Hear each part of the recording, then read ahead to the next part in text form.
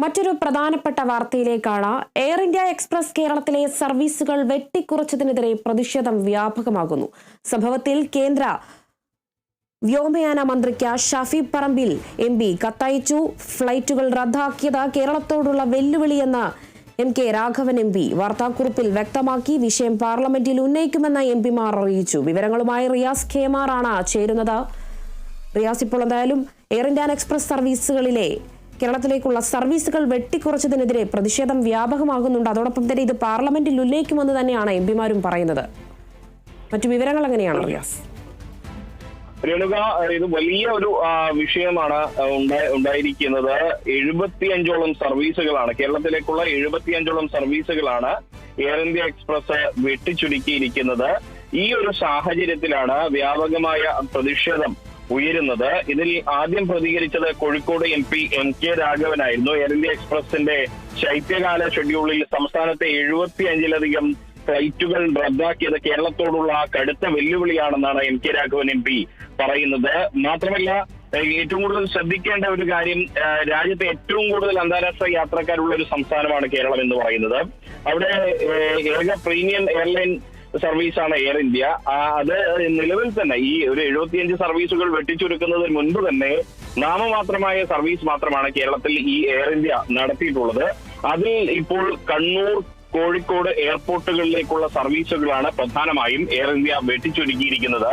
ഇന്ത്യയിൽ തന്നെ ഏറ്റവും കൂടുതൽ യാത്രക്കാർ രാജ്യാന്തര തലത്തിൽ യാത്ര ചെയ്യുന്ന ഇടമാണ് മലബാർ എന്ന് പറയുന്നത്. ആ മലബാർ മേഖലയിൽ ഉൾപ്പെടെ കേരളത്തിലെ മറ്റ് വിമാനത്താവളങ്ങളിലേതടക്കമുള്ള ഈ സർവീസുകൾ എയർ ഇന്ത്യ വെട്ടിച്ചുരുക്കുമ്പോൾ അത് കേരളത്തിലെ യാത്രക്കാരെ വെല്ലുവിളിക്കുകയാണ് എയർ ഇന്ത്യ ചെയ്യുന്നത്.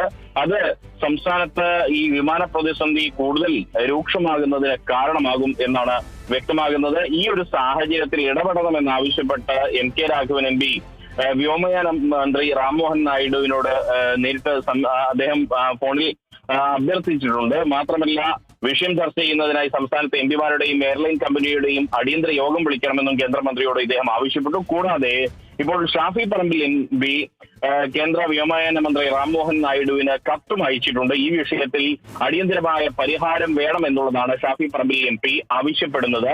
ഈ ഒരു സാഹചര്യം അതുകൊണ്ട് തന്നെ എത്രയും പെട്ടെന്ന് അടിയന്തരമായ പരിഹാരം വേണം. മറ്റൊന്ന്, രാജ്മോഹൻ ഉണ്ണിത്താനാണ്, കാസർഗോഡ് MP. അദ്ദേഹം വ്യക്തമാക്കിയിരിക്കുന്നത് ഈ വിഷയം പാർലമെന്റിൽ ചർച്ച ചെയ്യുന്നത് അടക്കമുള്ള കാര്യങ്ങൾ പരിഗണിക്കുമെന്നാണ്. 3 MPമാരാണ് ഇപ്പോൾ ഇത് സംബന്ധിച്ചൊരു ഔദ്യോഗികമായ ഒരു പ്രതികരണം നടത്തിയിരിക്കുന്നത്. അതുകൊണ്ട് തന്നെ ഈ വലിയ യാത്രാ പ്രതിസന്ധി കേരളത്തിലെ വിമാനയാത്രികർ നേരിടുന്ന ഒരു സാഹചര്യം അത് ഒഴിവാക്കാൻ ഒറ്റക്കെട്ടായി കേരളത്തിലെ ജനപ്രതിനിധികൾ നിൽക്കുമെന്നുള്ള ഒരു പ്രതീക്ഷയാണ് നമുക്കുമുള്ളത്. മാത്രമല്ല, കേരളത്തിലെ പ്രവാസികളെ സംബന്ധിച്ച് വലിയ ദുരിതമാണ്. മാത്രമല്ല, വിമാനയാത്രികരെ സംബന്ധിച്ചും വലിയ ദുരന്തമാണ്. എയർ ഇന്ത്യയുടെ ഈ വ്യോമയാന സർവീസുകളിലെ ഏറ്റവും പ്രീമിയം സർവീസാണിത്. ഇല്ലെങ്കിൽ കൂടുതൽ വില കൊടുത്ത് മറ്റ് സ്വകാര്യ സർവീസുകളെ ആശ്രയിക്കേണ്ടത് ഗതികേടാണുള്ളത്.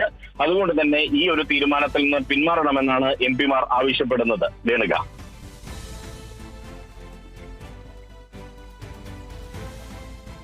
ശരി റിയാസ്.